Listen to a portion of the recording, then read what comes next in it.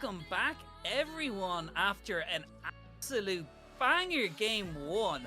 Holy lads, I needed a break after that one. That was a bit loud, a bit noisy, a bit fast, but in the end, QUB whipping out the win in a very back and forth game. It was very flippy floppy, but look, that's League of Legends, and that is what I'm here for. It was such a good match, but look, we're gonna have to take it into game 2 right now as we've got MTU up against SETU. Schwab is still here.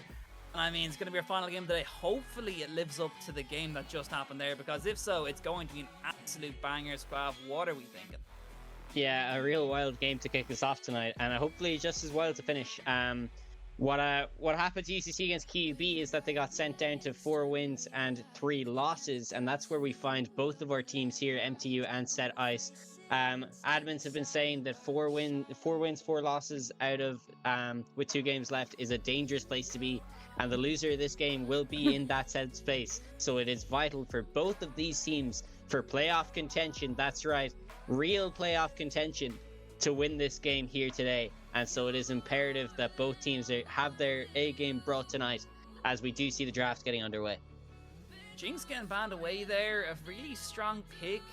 I mean, the passive buff has been pretty insane as well. Like, people don't rate it very highly, but the thing is, okay, you take objectives a bit faster later on towards the end game. Okay, it doesn't do much early, but I mean, it just means as soon as you win a Baron fight or something along those lines and you get excited off a mid lane fight, you can just straight up end the game, and that is really obnoxious. Just like in that last game, like QUB versus UCC, if 3 members died there and they had a Jinx, I'm pretty sure Jinx passive would have just melted the turrets anyway. It didn't really matter. But it's going to be the Ashe for MTU. Again, a priority pick at Worlds, maybe not the top 80 carry, but is still very utility, can do a lot with the E, can do a lot with the hawk shot, do a lot with the ulti as well. And I mean, I like this pick, and you can blind it, but I don't know. First pick Ashe. What are SETU going to take in response? I don't know. Personally, I love the Ashe pick, to be honest. Fiora, big one. That's a Fiora. That is interesting. I don't know how I feel about the blind Fiora red 1. What are we thinking there, Squab?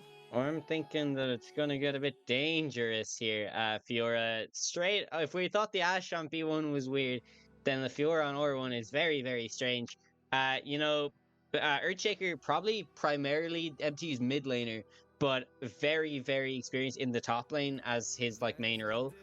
Really could just switch up, go back into that top lane, and take advantage of this Fiora. But as we do see a Teemo Hover, that is a little homage to his champion pool as well. I don't know if he'd actually do it, but yeah, as I was saying, I really love the Ashe pick just for the space that it creates in a fight, and the ability to kind of peel back yourself. If you get your spacing right, then it can be a real problem, especially if the Nautilus that is hooking in hooks whatever support they do decide to pick. He has to be really weary about when he picks his timings, because the amount that Ashe slows with the volley and the auto attack, once you're in, you're kind of just in, and it's very hard to get out without killing someone, as we do see the Lulu. So Ashe and Lulu, I probably would have preferred to see a bulkier, probably a Braum, to be honest. Yeah, I was about to say, the Braum would have been really nice here. Like we saw QUB pick up, and once the Braum gets hooked, you're never getting away from the Ashe, but they do pick the Lulu and then an Echo in response to the Pantheon. Echo getting locked in as well. I haven't seen Echo in a long time. I forgot that champ existed. Yeah, it's definitely a very strange one, right? I do think that Pantheon's probably in the top lane, because their top laner played it in the last game that they just played. Unfortunately, they took a loss to UCDA. Unfortunate for them, that Pantheon was in that top lane, so I could probably see it going back there. But yeah, I don't know about these foundations of these compositions being built. It seems very random, super comfort picky, and yeah, just a bit weird on how these are going to get rounded out. But we will see that as yeah, that Fiora is definitely a priority pick for SETU Ice. Their Fiora player is very, very experienced on it, so just go straight in with that Fiora. You have to respect it. It was quite similar to what we saw in the last draft. They've locked himself into that completely, and I mean, to be fair, I'm assuming MTU knew that's what he was going to pick anyway when they were banning, so they willingly gave him it. Yeah, I suppose you are right in the fact that they had full knowledge that it was a Fiora main on the other side, and just were like, yeah, you know what, take it, and we'll take our Pantheon straight back into it. So it's it's an interesting one as we do see the Xayah for Set Ice.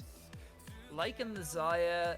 I mean, Xayah's nice, but overall, I'm not too convinced about these comps. I mean, Pantheon is grand, but I definitely don't like the Lulu as much. I mean, all it takes, to be honest with you, all it takes really is just Nautilus hooking the Lulu and forcing the wild growth, which is already a problem in itself, because that means Lulu is going to need to play really far back, which not really going to be very helpful when you're playing with Ashe. I know it can provide a lot of disengage and a lot of heal, but I don't know. I'm not too convinced on the Lulu pick. And the Wukong getting locked in here.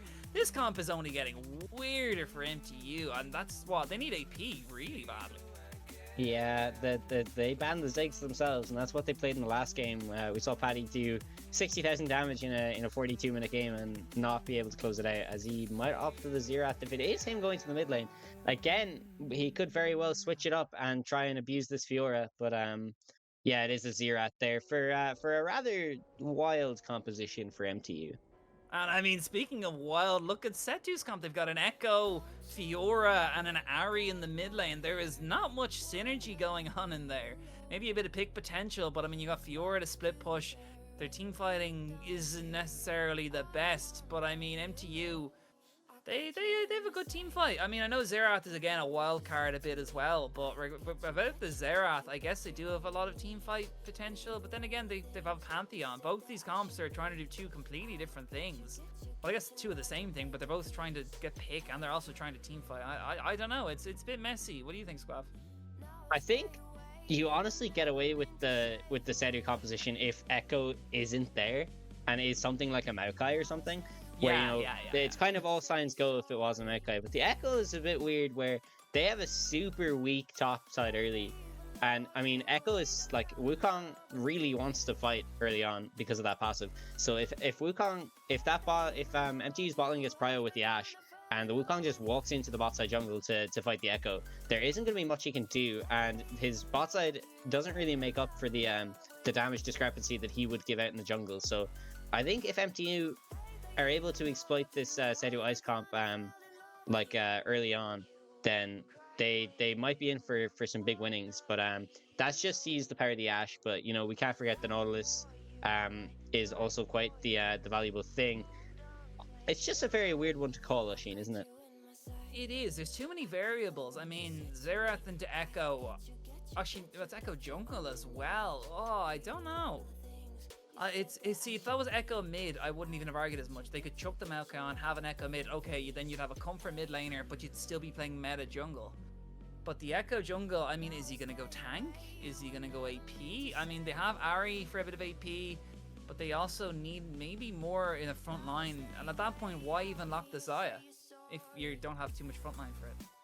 Yeah, it's very strange. And I don't really like...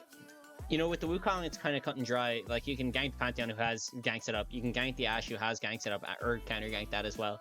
And Xerath also has a little bit of CC. But, like, with the Echo, like, you gank bot, but you don't really do much, except maybe just mop up gold so you can scale.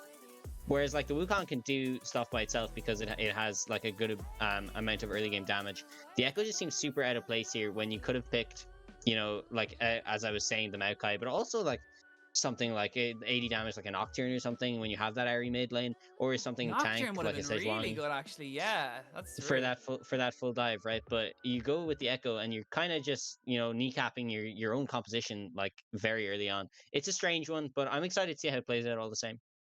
I think so. I definitely think as well, looking at the MTU comp, they do really just want all in. I know they're not really have much in the team fight, but I mean, what, Ashe Arrow all in, Pantheon ult all in, Wukong ult all in, and even Xerath. They have a lot of all in potential for the side of MTU, and I really worry for... I mean, I know they have the Nautilus, but they're a fairly squishy enough comp minus the Nautilus for SETU as well. So regardless of what happens here, I think... I mean, Ahri can jump out of the Xerath balls and use her ult to dodge it, and Echo can E around it as well. So really, there is... It's too tough for me to call at the moment. I think I really have to see both these teams, kind of how they play, how comfortable they are on the champions. We know that the top laner for the side of SETU is comfortable on Fiora. And I mean, I'm assuming that's a Pantheon top lane. It could be a Wukong as well. I wouldn't count that out neither, to be fair. It could be Pantheon jungle. Yeah, that's a good point. There's a lot of flexibility on both these sides. But regardless of whether or not it is Pantheon or the Wukong going up against the Fiora, I do think that it's incredibly important for SETU that Fiora does have some agency in this game. Because if it's a behind Fiora with an Echo jungle and Nautilus is like your only go point, then you're going to really struggle to walk into an Ashe and a Lulu. The Lulu ulti with the Wukong could also be a big thing. It's really vital that this Fiora either has side lane pressure so they can dictate how the map movement goes, or is able to kind of be a secondary like front line in this fight for SETU and just kind of be able to do like output that damage while taking up a lot of the attention. Because if not, you just have a Nautilus hook and a prayer to kind of soak up the attention. It'd be a very straightforward fight for MTU. So I would be worried. I would put the getting Fiora ahead as like a very, very important priority for SETU Ice. Definitely think that's the case, and I mean there's a lot going on at the moment, and I definitely think it's going to be tough, but we're going to just throw it into a break. But when we come back, we will get into the second game of the day for week 4 of Ireland Esports Collegiate Series. Do not go anywhere. And we are in the game, lads, for game 2, final game of the day. I'm buzzed, you're buzzed, we're all buzzed. What a game 1. Hopefully game 2 lives up to the hype right now, lads. I can't even wait. I'm pretty excited, and I'm hoping for an absolute cluster of a game. Fights everywhere. That is literally all the doctor ordered for this game, and that's all I ever want is a bloodbath. But they're not going for the engage, or the invade even, and I am a bit disappointed. Yeah, no invade here from Valboy on the Nautilus, but both teams assigned to be responsible. I was saying just in the interim, I do think this is Earthshaker's game to kind of perform. He's had the Xerath banned against him an awful lot in this tournament, and he finally gets his hands on the Xerath this time around, playing against Grotesque Gamers Ari. Has the TP and the first strike. He's looking to go long, and he's looking for a party. So I do think he will be a key factor in this game. I'll definitely be looking to focus on the mid lane. Hopefully, we do see a lot of action there. But yeah, interesting enough. Guardian for Lulu and Glacial Augment from Nautilus, like we saw from the Blitzcrank in the last game. It's interesting. I don't know, I think it's going to be interesting. These comps here both have a lot of variables that can really go either way, and it is going to be a Wukong in the jungle for the side of MTU, which is definitely one of the more interesting things to go for. But on the SETU side, something I was just commenting on earlier, Xayah did opt for the cleanse, which in my opinion, I don't know. Unless you think you're going to be face tanking Cookie on the runs ultimates very often, I think like 90% of the time Ghost would be better there, especially if you're playing Xayah with the hopes of potentially carrying these fights later on in the game. That mobility you get from the Ghost is just so valuable. Yeah, like there is a very distinct difference between what we saw from NYBM last game and what we're seeing here. NYBM going the cleanse obviously because there was an Amumu and an orange to be contested with a lot of CC like that isn't coming from lane. You know, but with this cleanse, you're not really cleansing anything in lane. And then once you get out of lane, to be fair. Yeah, that's maybe the only thing. And you know, if you're able to keep the Pantheon off you, then I do think a Ghost helps like provide the space while playing Xayah, compared to the cleanse where you're not really going to be cleansing anything in this lane. I guess bar a polymorph. I don't even know if you can cleanse polymorph, to be honest. But I think you might be, but then that is up for discussion. Which we might find out soon. There's a lot of damage coming through there onto Ham's son. Fiora doing a serious amount of damage. Echo, though, in the middle lane, also looking for Earthshaker here. That passive coming out, but both members of MT were going to survive. And again, in the bot lane, another fight back and forward here. A lot of damage coming out from the Ashe. A lot of damage coming through in that volley. But in the end, no one going down. And 999s all around coming out there from the Xerath. Yeah, maybe killed a few minions under the map there with the 999s. But yeah, interesting to see. We might have more action. Oh, fight coming out there. The stun comes down onto the Fiora. The W trying to keep her alive. Out comes the Ignite Flash. First blood for Ham's son. And let's go, MTU. Starting this off with a kill already, but Echo is hovering around this bot side and looking for something onto the Ashe and the Lulu potentially after she takes the scuttle. Yeah, we were talking about in Champ Select about how much Fiora needed to get ahead in this game, and it was looking really good there for a good amount of that lane. But then Me Lobster takes matters into his own hands. But a lot of damage coming through there. Out comes the root onto the Lulu, but in response, Cookie on the run is autoing Nautilus to death, and the jungler not there just yet. Cookie on the run though, aware that Echo could be passing towards that bot side and playing it carefully. Yeah, just as we were talking about as well, once that Nautilus is in, it's very hard for that Nautilus to be out. And if there was just a little bit more health on the side of that Lulu, that could have been big trouble for SETU. So I think they are going to need to pick when they decide to go in on this, especially with all the healing coming out of that Lulu. It's going to be important. Oh, the stun going down though onto Lulu with that Echo W. But Inigo in response, Cookie on the run, just auto space machine onto this Echo who is taken super low. The hawk shot coming out there to really see him in the arrow, but the flash forward and the auto means the Cookie on the run takes out the Echo, and 2 for 0 so far for MTU, and pretty dominating performance here. Yeah, I love it when a plan comes together. Just as we were talking about how hard it is to escape from that Ashe, that Echo has got no mobility, has to use the flash, and then flash back, as well as the ghost from Cookie on the run, who was able to save his sums because the Nautilus was going in on the Lulu the entire time, takes him down, shoots him 1, 2, 3, and Fionn Odio is the victim of the latest Ashe catastrophe there, is able to just run him down. So big news for Cookie on the run. Going to be ahead in this lane, not even at the fault of Seawood, the poor guy. But yeah, again, big news and big plays happening all around the map. We talked about how much that we thought that Fiora was going to have to get ahead for this team fight to function for SETU, and it looks to have all gone wrong very early on. Serious amounts of damage being traded back and forward here, especially in that mid lane. We see Earthshaker and Grotesque Gamer fighting back and forward. I'm kind of interested to see whether that's just a spectator bug with the 999s, or whether at the end of the game Earthshaker will have something like 900,000 damage from just his W's. But we'll find out at the end. The Ignite come through, flash from Earthshaker. He's going to take a tower shot though, and no, Grotesque Gamer not going to get the kill. Meanwhile, Hamsun looking for a kill onto this Fiora, but the wave is too big for Fiora to try and get something back in response. And it's just a bit of scrappy skirmishes all around so far for MTU. Yeah, whatever about doing 900,000 damage. Earthshaker not doing a lot of damage there when that area ults in, but is able to get away with his life all the same. And yeah, I suppose in this mid lane in particular, that's kind of, you know, that's the first area ulti down. Use the Ignite as well, and Xerath survived. And that's a big part of this Xerath game, is going to be surviving. Getting his mana items is going to be a big thing for this Xerath if he's not going to be getting donated blue buffs for another couple of minutes. So yeah, interested to see how he plays it now that he has been able to negate the first all-in from Ari, and yeah, really going to start to come online soon enough. And yeah, I don't think if you're MTU, you're really worried about too much. It seems as if everything's going to be going right for the Cork-based school. Not much really going wrong.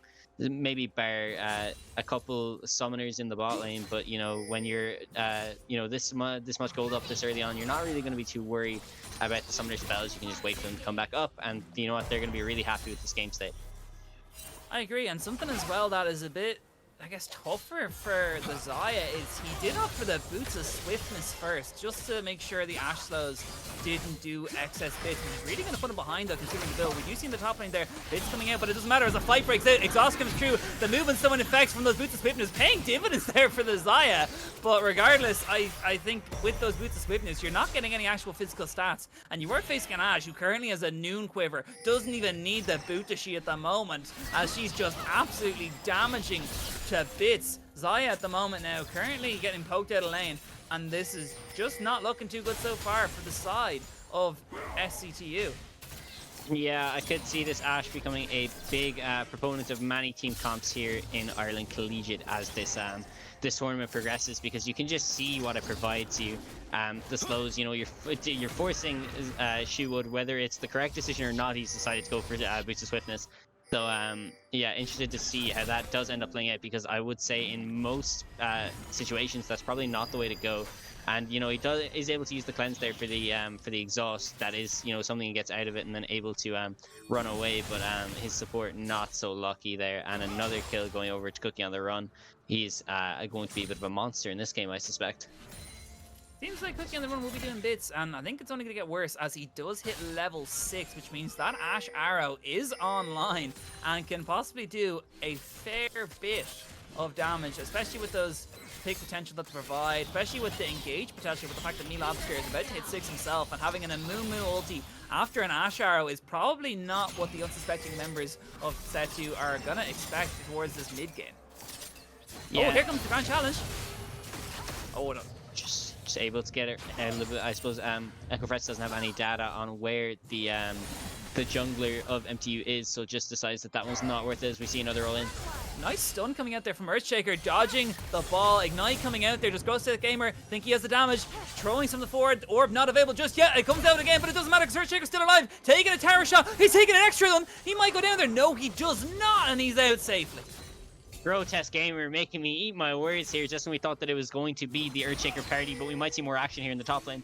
We do see Fiora trying to run away. No grand challenge. Does have the flash. Flash is Brown Cyclone coming out. Hamsun going to take the kill. And it's a 1-for-1 in response there for MTU.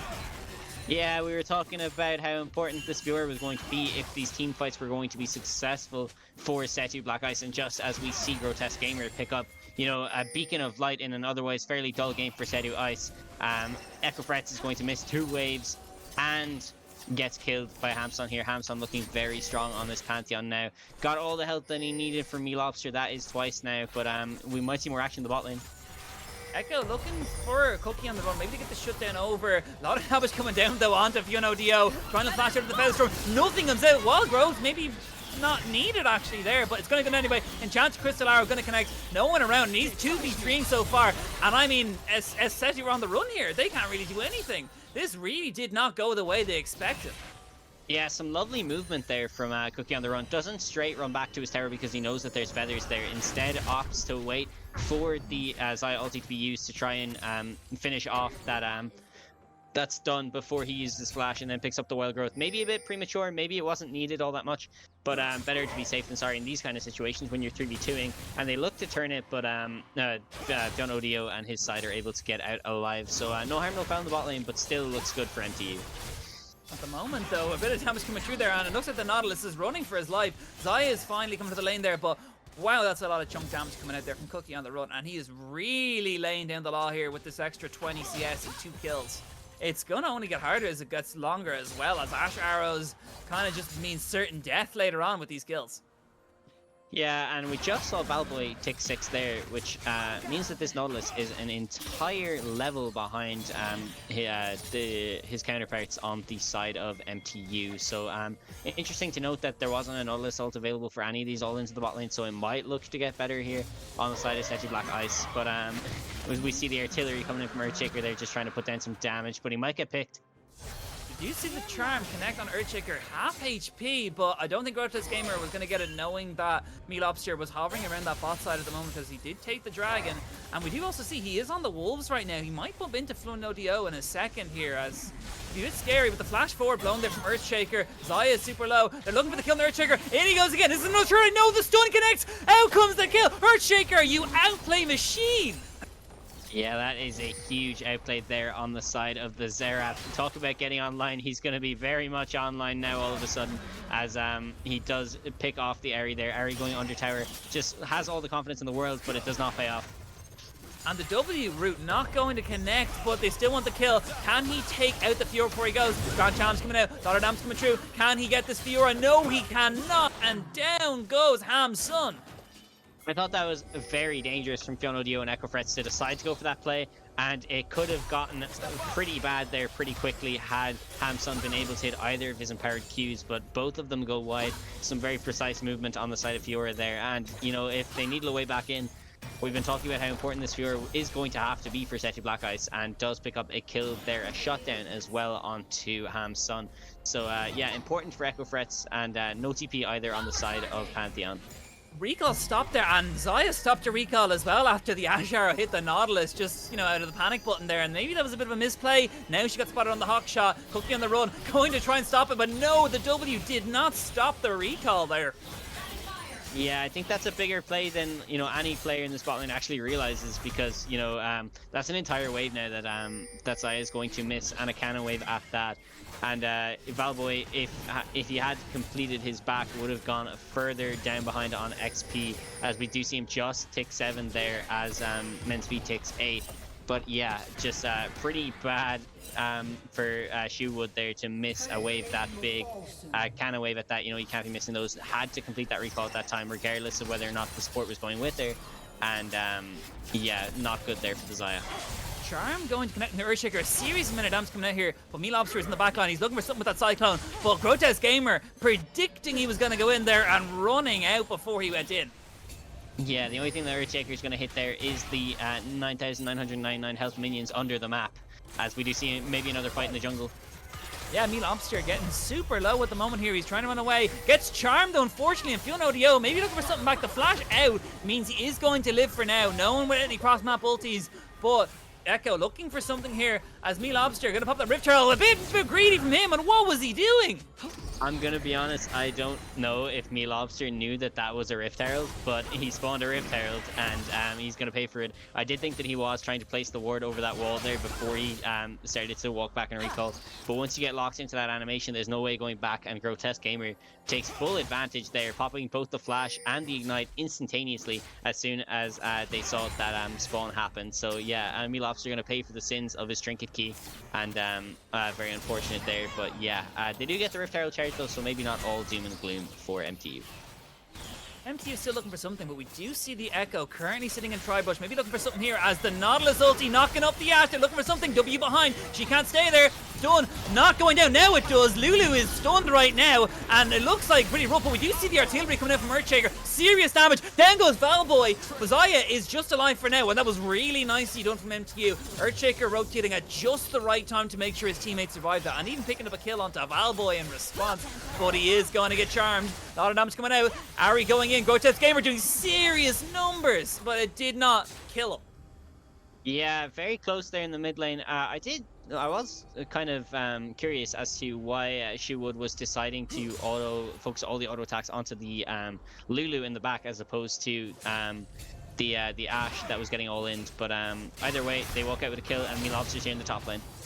Yeah, Echo Fred's super low right now. Use Ignited Flash as well. Down goes Echo Fred's and Power Q, taking him out. And something to keep in mind though, Hamsun hasn't used a single man dive yet. Does have the ulti if he wants to use it as well. Especially when you see Grotesque Gamer doing bits. It's something to keep in mind right now that Hamsun 3-1 does have the Eclipse and the plated steel caps. He can do bits and get into these later fights as well. Especially now that we know there's a second Rift Herald up, and he does have the ulti potentially. Yeah, Hamsun looking particularly large in this game now. The Fiora just not going right and loses her tower in the process. Just not a good time to be Echo Frets right now. Getting ganked 3 times, you know, it's the fate that all top laners fear, but it comes for everyone someday, and it has come for Echo Frets in this game, as I do think they have been starting up the dragon. Charm connects onto Me Lobster. He's not currently available to try and stop this, but the remaining members of SETU are going to rotate it and say, no, we might get a pick and stop the dragon. I'm not sure if that fully reset, but if it did, it's going to be tough over now. But they're still doing it. Men's feats here. Are MTU forcing a fight? Me Lobster is. In comes the artillery. A lot of damage coming out there, but he does get rooted. Nautilus stopping the Wukong. But who gets the dragon? It's going to be MTU. That's going to be a couple of kills. Out comes the Featherstorm flash from Hamsun to make sure he didn't get rooted. Didn't matter that you have a cleanse. You're getting taken out anyway. And that really did not work for Sue Wood. And look what happened. Your team gets taken out. I definitely think a ghost would have helped there. Yeah, give Hamsun player of the game. Give him the Overwatch play of the game at the end. What a performance it has been from Hamsun there. Dives in, hits, gets the double kill. Just whacks the dragon with his spear. Is able to take that down, and then chases down the Xayah. Cleanses nothing as... Yeah, the Xayah doesn't cleanse in time. Cleanses prior to Hamsun just stalling the W there. And then one more empowered spear straight to the back of the Xayah. A triple kill, or a double kill, sorry, for Hamsun. And picks up the dragon as well. Just a massive performance from him. I mean, that was just really well done so far. And Hamsun now, I think if I was SETU, I'd be worried for any Pantheon ultis coming behind you now. And I definitely think if this game goes on further, it's going to get a bit harder, because right now, currently, MTU are currently on that mid-game spike. I think they do fall off a bit harder than SETU's comp with the Echo and with the Xayah. So, I don't know. There is a point where if SETU come into the game, it might be hard later on, but I don't think the game will reach that point looking at the scoreline and the kills so far. I think once we hit that mid-game spike of that Pantheon and of that Xerath, it's going to be really tough for SETU to really do anything, and it's only getting harder. The only real saving grace is Grotesque Gamer, and even as you see, he's doing bits. The charm coming out though onto the Pantheon. Hamsun can't do anything, but we do see Echo Fred super low. W gonna come through, but they're looking for Ashe because there's no one to peel for this Ashe right now. And the artillery gonna come out, and we do see Earthshaker, a lovely stun going out. Does mean they picked up the kill. Down goes your Ashe, and a shutdown going to go over to the Nautilus. Not what you want, but it's one kill back in response, luckily for SETU. But overall, a 1-for-1. 1 for 2 even after Echo Frets went down. Yeah, it's an interesting one. You know, they see Cookie on the Run being very vulnerable there, so we might see another play. Oh, we do see something here. Polymorph coming through onto Grotesque Gamer, trying to run away. Nice ulti from the wall go to knock up that Ari. Ari goes down. A serious amount of damage coming onto that Xayah. 2 members of SETU super low, and MTU can just push this in for nearly a turret now at this stage. Yeah, solo kills be damned from Earthshaker, you know, did get picked off once and then got his back in return. But with the 2 items that we're seeing these Qs and ores coming out and doing a massive amounts of damage. And we might see a little bit of mischief in the top lane as the Herald charges. Whoa, that hook. Nautilus hitbox. Playing fair today, it looks like. But Wukong still running away. We do see the depth charge come out. Nice knock up. Not going to count anyone else. Earthshaker also getting rooted by the Xayah. What is he going to do to get out? He needs to try and do something. Echo Frets trying to take out that Lulu as well. While Growth they're not available. The flash is here. Other members are here. Earthshaker takes out the Nautilus. And Me Lobster wants some more. Out comes the Featherstorm. Is anyone going to get rooted? No! And down goes the Xayah. SETU falling apart right now. But they do land a really nice charm. Grotesque Gamer, the shining light at least, to make sure that goes over. Playing super well at the moment, and he's looking for Cookie on the Run. Charm not going to connect. Cookie on the Run, will he get him with the W? No, because he throws it at Fiona ODO, and Fiona ODO takes him out. What is Earthshaker going to do? He's going to drop an ulti on himself, and he's going to say, come on me, I'll take yous all down anyway, lads. 1v5, I'll take them all, but it doesn't matter. Down goes Earthshaker, and that's a huge shutdown going over to Echo Frets. Yeah, it's interesting. You're kind of seeing the compositions at play here with how strong Hamson is after getting ahead in that top lane, and then you saw the Xerath just dump all the damage into that corridor, and you know, SETU Black Ice really suffering for it. But the main issue that I really have, just thinking about these compositions for a sec, is you've drafted the Fiora, and you know we have an experienced Fiora player, but the Fiora not really self-sufficient for the first couple of levels, especially playing against a Pantheon. And while he did look good, you had a better ganking jungler in Me Lobster to help Hamson get through the early game. And then you have the problem with this Echo, as we do see with the damage. Grotesque Gamer just getting straight up taken out right now. Meanwhile, also from the top lane, we see the grand challenge coming out there from Echo Frets. Can he take out Hamsun? He's missing a whole item if he wants to do that, unfortunately. And the remaining members of SETU forced to rotate top to make sure their top laner doesn't go down. Yeah, just to finish that point, I was talking about how Wukong, you know, kind of helps Hamsun get through that early game a bit better.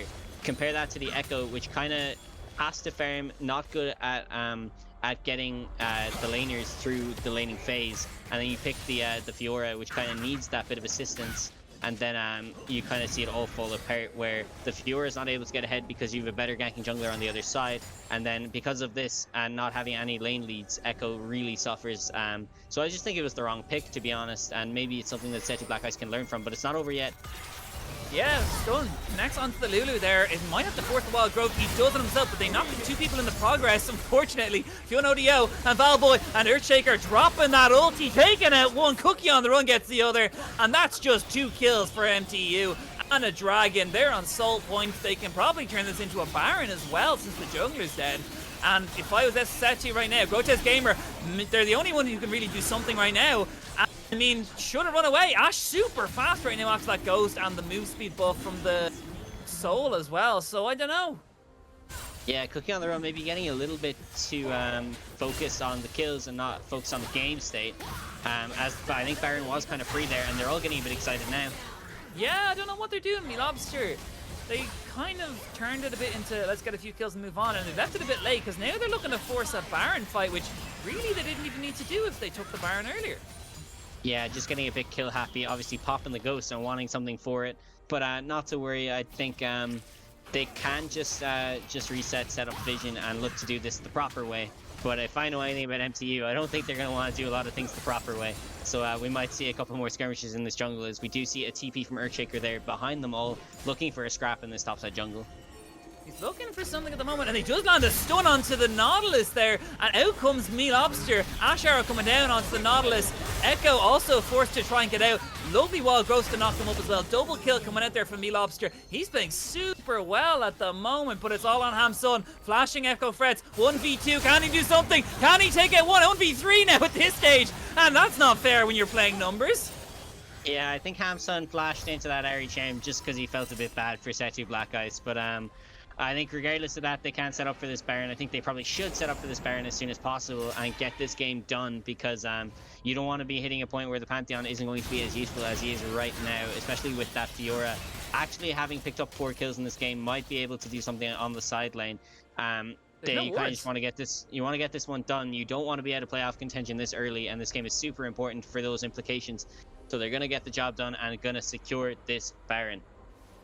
SETU completely in the dark right now, have no vision control of their top or bot side jungle at the moment. They're just being out vision controlled at the moment as well. You can see a 52 vision score from Men's Feet as opposed to Valboy at the moment. He's doing his best, but it's only so much you can do when you're missing these turrets and you've got these waves pushed so far up that MTU can just walk that far forward anyway. Yeah, you'd have to shout out Men's Feet. Obviously, Men's Feet having a big amount of kill participation in this game and really kind of strangling SETU Ice in the Vision game. I wasn't too sure about the Lulu pick, but they've done a great job of negating Fiona ODO's real only possibility of ganking, which was in that bot lane, and the Lulu doing bits in these fights. So, oh, we might see an engage. Inser going out there from SETU right now. A nice charm coming out. Cookie on the run, really just playing too far forward. He got way too greedy for his boots. And now they're playing a 4v5, but the other 2 members aren't even around. It's a 2v3 at the moment. A lot of damage coming out from Earthshaker. Now it's a 3v3. Now the numbers are coming. Now the Pantheon is here in the flash forward from Earthshaker. Not going to connect that stun onto anyone. And they're chasing for these kills. Maybe a bit too greedily, I'd say, without their 80 carry. But sure, look, what they do them. They can do it. Yeah, just an interesting one.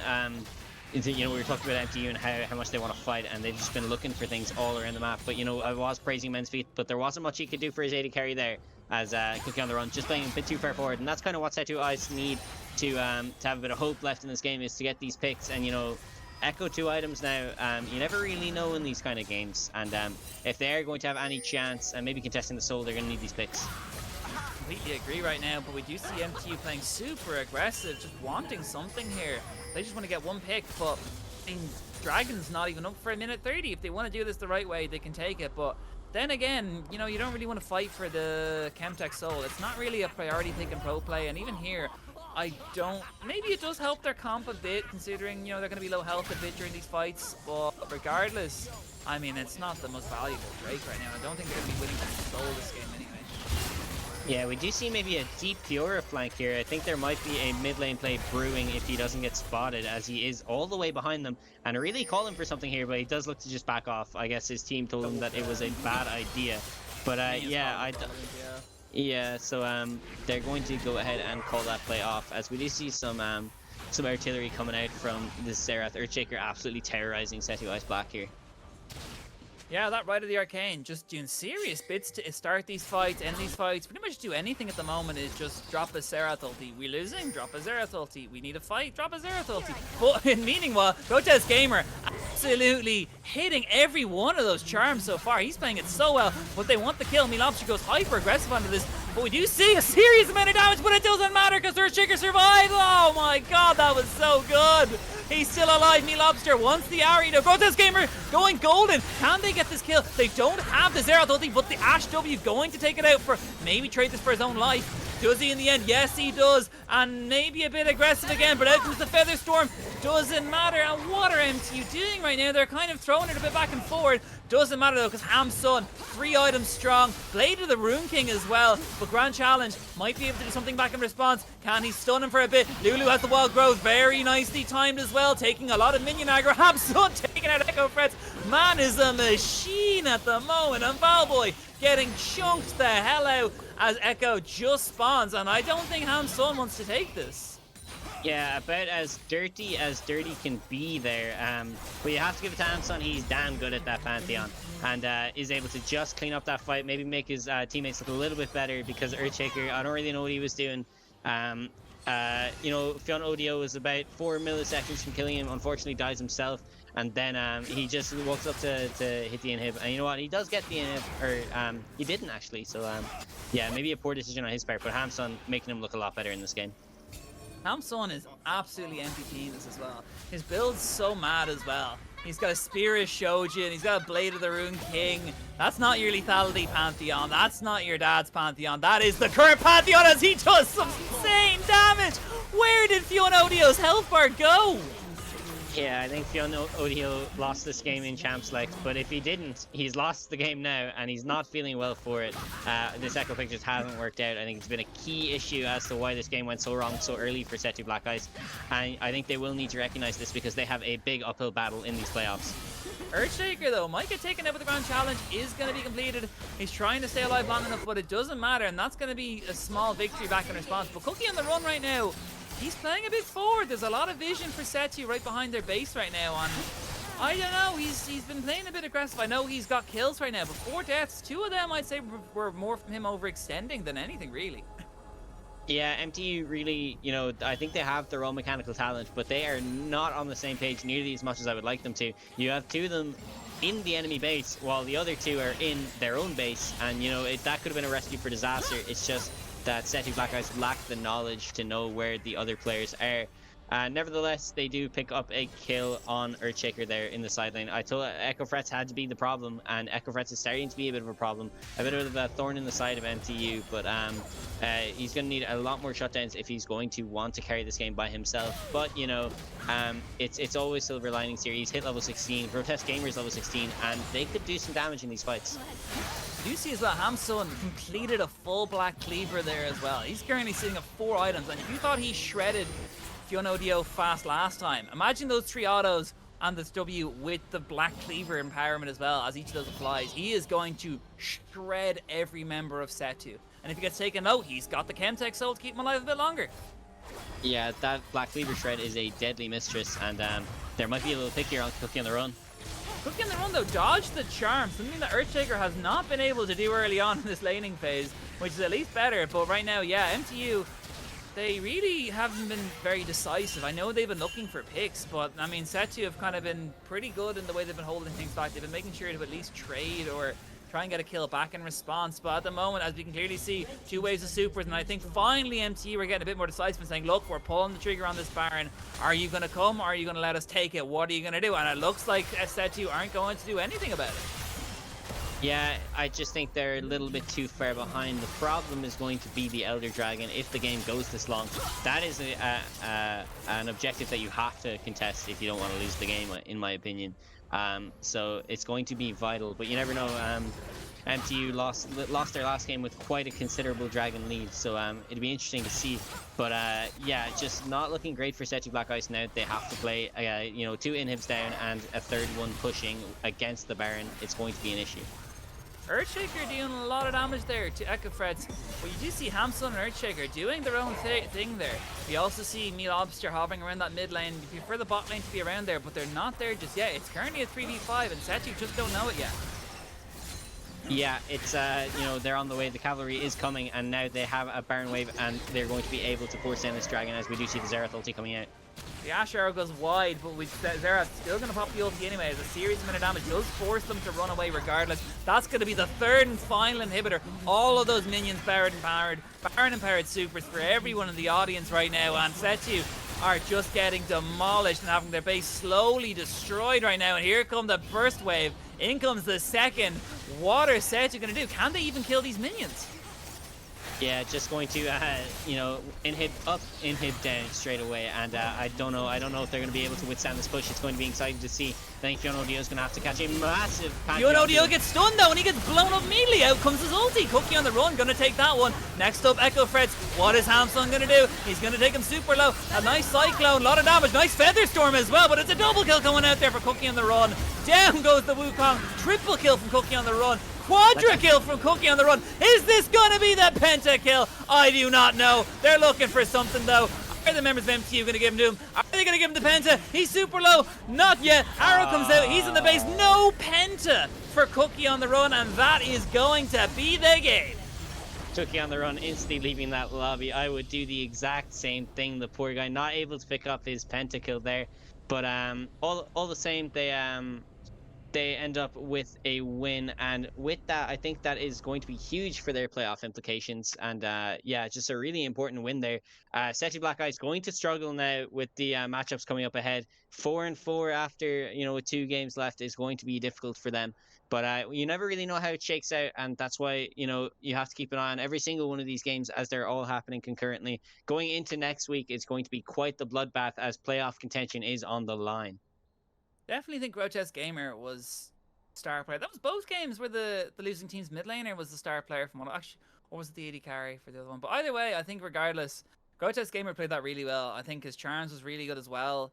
I mean, it's just unfortunate. There was all he did there was all he could, and I mean, it still wasn't enough, really. I mean, sure, you hit a charm every second on Earthshaker, but who's going to stop Hamsun just running your team down? And it only really got worse as the game went on, but really well played from both teams. Again, another good game of League of Legends. Back and forward all the way, a lot of damage coming through.